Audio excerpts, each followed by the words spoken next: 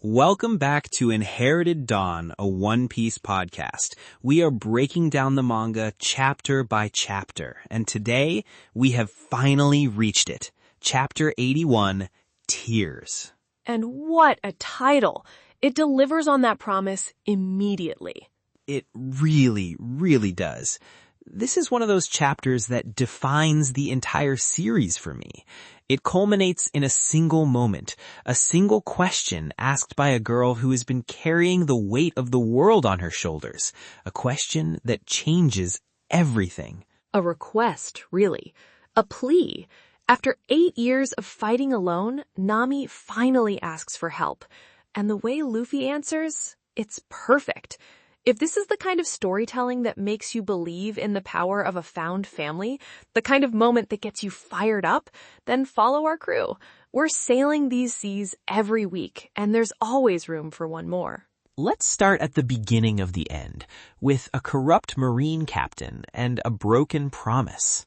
Right, so we open on that scumbag marine captain, Nezumi, literally rolling in the money he just stole from Nami. He's laughing his head off, calling her an idiot for ever believing Arlong would honor his deal. It confirms everything we suspected. This was never a legitimate deal. It was a setup from the very beginning, with Arlong using the Marines as his personal collection agency. Nezumi's very design screams rat, both literally and figuratively. It seems to be a recurring theme, the outward appearance reflecting the inner corruption. We saw it with Captain Morgan's metal jaw, a symbol of his rigid and brutal control. Here, it's far more pathetic. Oh, totally. He's a greasy, sniveling little weasel. It's not just that he's corrupt, it's that he enjoys it so much. He's wallowing in the physical manifestation of Nami's pain and suffering. 100 million berries. That's a life's work. For him, it's just a payday. It makes the injustice of it all so much more infuriating. This is the world government's representative in this part of the East Blue. This is supposed to be justice. What a joke. It establishes that Arlong's control extends beyond his own crew. He hasn't just conquered an island, he's co-opted the very systems meant to protect it. He's turned justice into a tool of oppression. It paints a picture of a world where power, not morality, dictates reality, which is a lesson I learned very early on. And Nami knows it. She runs straight to Arlong Park, confronts him, and he just lays it all out.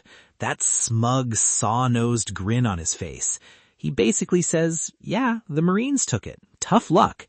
Guess you have to start over from zero. There's no pretense anymore. The mask is off. And he twists the knife. He reminds her that the lives of everyone in Cocoyasi village are the collateral. If she runs, they all die. It's the perfect trap, built not of steel bars, but of love and obligation.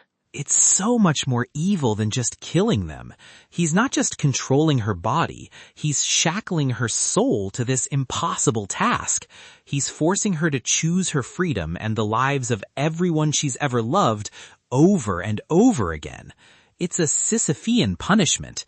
He makes her roll this boulder of 100 million berries up a hill, and every time she gets to the top, he has Nezumi kick it right back down.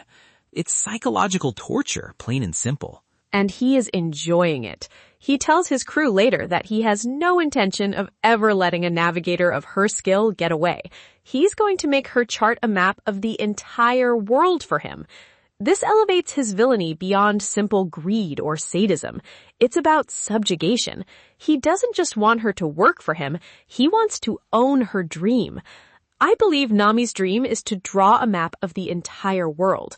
Arlong is perverting that, twisting her greatest passion into the tool of her own enslavement. A map of the entire world. That's a life sentence. That's not a job. That's slavery, plain and simple. He was never, ever going to let her go. All that hope, all that work for 8 years, just gone. A puff of smoke. Can you imagine the cold pit in her stomach? realizing every single sacrifice, every stolen wallet, every moment she spent betraying her own morals for this goal was for absolutely nothing.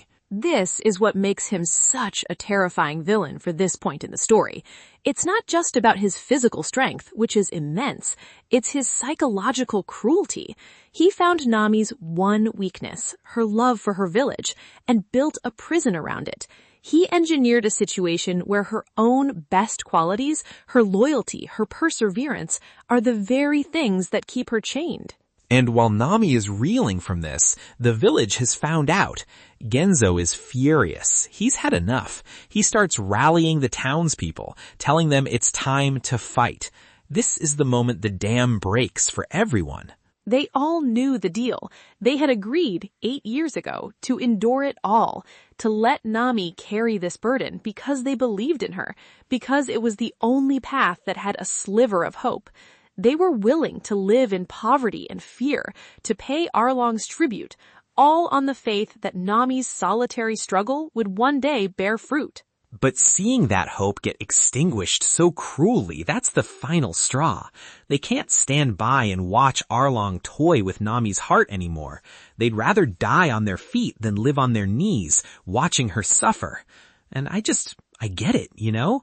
There's a point where your own survival isn't the most important thing anymore. Seeing someone you love get ground down to nothing, that's worse than death. The sheer courage of these ordinary people is breathtaking. They have no powers. They're farmers and fishermen. They know with absolute certainty that they are marching to their deaths. We've seen what Arlong's crew can do. They've lived under their thumb for nearly a decade. There is no illusion of victory here. This is a final, defiant act. But they don't care. They've been ready for 8 years. Genzo shouts that they'll never forgive the fishmen, and the whole village roars in agreement. They grab their pitchforks, their swords, whatever they can find. It's on. You see old women, young men, everyone. The entire community has become a single organism with one thought. We will not let you break her anymore. And Nami hears this. She's running back from Arlong Park, desperate, trying to stop them. She knows what will happen. She's seen Arlong's power firsthand. This is her nightmare realized. The very thing she was trying to prevent, the death of her village, is now happening because the path she chose has failed. This is the most tragic part. The very people she's been trying to save are now rushing towards certain death. She gets there and begs them, I'll do it again, I'll save up the money, it'll be faster this time. She's willing to get back on that hamster wheel of despair for another 8 years if it means they'll live. It's such a raw, desperate lie, and everyone knows it. But they've made their decision. Genzo just looks at her and he knows. He knows it's a lie. He knows Arlong will never let her succeed. There's a look of profound sadness and love in his eyes. He's not angry with her. His heart is breaking for her. He pulls her into a hug, a real fatherly embrace, and he tells her how proud he is of her, how hard she's fought. And then he says the one thing she never expected to hear. Leave the village, Nami. Bro, my heart, every time, it shatters me. He tells her to go, to be free. Nojiko backs him up, telling her to go live her dream. They are choosing to die so that she can finally escape. It's the ultimate act of love. They're flipping Arlong's trap on its head. He used their lives to chain her down. They are using their lives to set her free. They're trying to give her the gift she's been trying to buy for them, freedom, even if it costs them their lives. It's a transfer of burden. They're telling her, you carried us for 8 years. Now let us carry you this one last time. Nami can't accept it. Of course she can't. Her entire identity for the last 8 years has been the girl who will save Cocoyasi. She pulls out a dagger, trying to stand in their way, telling them they'll get hurt, that they'll die. And Genzo, he just walks right up to the blade and grabs it with his bare hand. The visual of that is so powerful. He doesn't even flinch. He's showing her that their pain is nothing compared to what she's endured. Their minds are made up. physical wounds don't matter anymore. The blade represents her trying to keep them safe, and he is physically demonstrating that their definition of safety has changed. Their safety is now her freedom. He yells at her to get out of the way, and the whole village just runs past her. A tide of determined, doomed people charging toward Arlong Park, leaving her kneeling alone in the dirt road. The sound must have been deafening, the shouting, the footsteps, and then just silence. She's left in their wake, completely and utterly defeated. This is her lowest point. Her plan has failed. Her sacrifice was for nothing. The people she loves are about to die because of her. And she is utterly, completely alone. Everything she has built her life around for the past 8 years has crumbled to dust in the space of a single afternoon. And she just snaps. All that rage, all that grief and powerlessness that she's been bottling up for 8 years, it has to go somewhere. She looks at the tattoo on her shoulder, Arlong's mark, the brand of the man who killed her mother and enslaved her. The symbol of her servitude. It's a part of her body that she does not control, a permanent reminder of her bondage. It feels like she's been hiding it under her clothes for the entire time we've known her. It's her physical shame. And she just starts stabbing it, over and over, screaming his name, trying to cut him out of her, physically, violently. It's not a calculated move. It's pure, raw agony made real. It's self-mutilation as a desperate act of reclamation. This is my body, not yours, is what every stab screams. It's one of the most harrowing scenes in the series. It's the total breakdown of a character who has been defined by her composure and control. She has always been the smartest person in the room, the one with the plan. Now, there is no plan. There is only pain. She has nothing left. But she's not alone. A hand grabs her wrist, stopping the blade. It's Luffy. He's just been standing there, listening. We don't know for how long, but it's clear he's taken in the entire situation. He didn't intervene with the villagers. He let that play out. He waited. She doesn't even look at him. She keeps her back to him and just spits out, "You don't know anything. I told you to leave. This has nothing to do with you." She's trying to push him away, even throwing dirt at him. She's still trying to carry it all herself, even now, at the absolute bottom. It's a reflex born of 8 years of solitude. And Luffy's response is perfect. It's perhaps his most emotionally intelligent moment in the entire first half of the series. He just says, yeah. He doesn't argue. He doesn't say, I understand, because he doesn't. He can't possibly know what 8 years of that felt like. He doesn't offer empty platitudes or say, it'll all be okay. He just acknowledges her reality. You're right. I don't know anything. You're right. You told me to leave. He just stands there. He lets her have her anger, her pain. He just stays. He doesn't try to fix her. He's just present. And that simple, stubborn presence is the one thing she has no defense against. And that's what breaks the dam. His refusal to leave, his simple validation of her feelings, is the one thing she can't fight. All the walls she built to protect herself, to keep everyone out so they wouldn't get hurt, come crashing down. She finally turns around, tears streaming down her face, snot everywhere, a complete wreck. The art is so unflinching. She's not a pretty crier.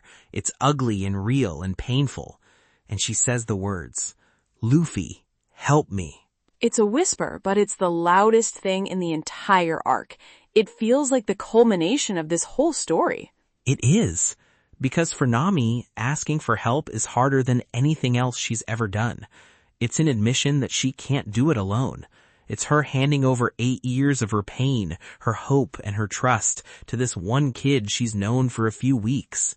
It's the ultimate act of vulnerability. And Luffy, without a single word of hesitation, takes off his straw hat, his treasure, the one thing in the world that matters more to him than anything, the symbol of his promise to Shanks, his connection to the Pirate King, the embodiment of his entire dream. He puts it on her head, The silence in that moment is deafening. There are no words exchanged. There don't need to be. That one gesture says everything. He's entrusting his dream, his promise to Shanks, to her. He's making her part of his most sacred vow. He is, in a sense, giving his very identity to her to protect while he goes to fight her war. It's not just, I'll help you. It's, you're one of us now. Your pain is my responsibility. Your enemy is my enemy. It's the deepest promise he can possibly make, all done without a word. That hat on her head is a shield. It's a crown. It's a contract signed in trust instead of blood. And then he turns, takes a deep breath, the quiet moment is over. And he just roars it for the whole island to hear. Of course I will! It echoes across the fields. It's not just for her. It's a declaration to the world. It's the sound of the storm arriving. Nami is just stunned. The weight of that hat on her head, the sincerity of that scream, and then she sees it. The rest of the crew, Zoro, Sanji, Usopp, they weren't far. They were just over the crest of the hill, waiting. They heard the whole thing. They are all grim-faced and ready. They were waiting for her to ask. They wouldn't force their way in. They were respecting her fight, respecting her autonomy. It seemed they understood that this was a battle Nami had to choose to let them into. But the second she asked, they were ready. That is what a crew is. It's not about forcing your help on someone. It's about being there, ready and waiting for the moment they need you. Luffy just looks at them and says, let's go. And they all just say, yeah. No questions, no debate. What's the plan? Are you sure? None of that. Just pure, absolute loyalty. The captain made the call. The navigator is in trouble. Time to go to work. Super! That's a crew right there. It's the official spiritual founding of the Straw Hat Pirates as we know them. 4 members, 1 cause, completely united. And we get that incredible shot of the 4 of them walking toward Arlong Park. It's such a powerful, legendary image. And what a way to enter. The scene cuts to Arlong Park. The villagers have arrived, but they're blocked by Johnny and Yosaku, who are beaten to a pulp. Of course, they got wrecked, but look at the heart on those 2. They knew they couldn't win, but they had to do something to atone. That's some real character growth for our favorite bounty hunter duo. They went from loudmouths to men of action, even if it was a foolish action. They put their bodies on the line for Nami's honor. And now they're forming a final desperate blockade, not against the fishmen, but against the villagers. They're telling them, you can't win. We're waiting for another group of men. They're the only ones who can do this. They have complete faith in the Straw Hats now. They've seen Luffy's quality firsthand. Inside, Arlong and his officers are laughing about how weak Johnny and Yosaku were. Kurobi says there's no way they could have been part of Zoro's crew. Classic villain monologue, underestimating the heroes. They are so secure in their power, so arrogant in their superiority, that the idea of a genuine threat is literally laughable to them. And then the entire front gate of Arlong Park just explodes inward. The stone wall, the symbol of their fortress and their power, is reduced to rubble in an instant. Just evaporates, and standing in the dust and rubble is Luffy. He doesn't shout, he doesn't make a speech, he just looks at the assembled fishmen, stone-faced, and asks the coldest question imaginable. Which one of you is Arlong?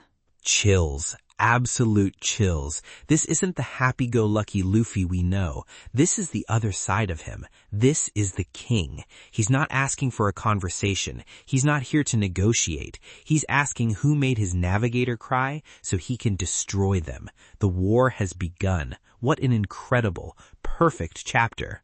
It's a masterclass in emotional payoff.